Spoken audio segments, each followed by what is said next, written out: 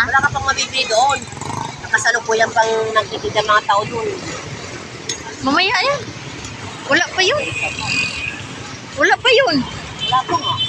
Wala pa nga sila doon. Alas 7. Alas 6. Wala pa nga alas 6. Wala pa yung alas 6 eh. Yung papaya mo doon, di pa daw bayad ah. Papaya mo. Kaya natin, di pa ba yun? Tapos pinig na ako eh. Alas 6 pa lang yun eh.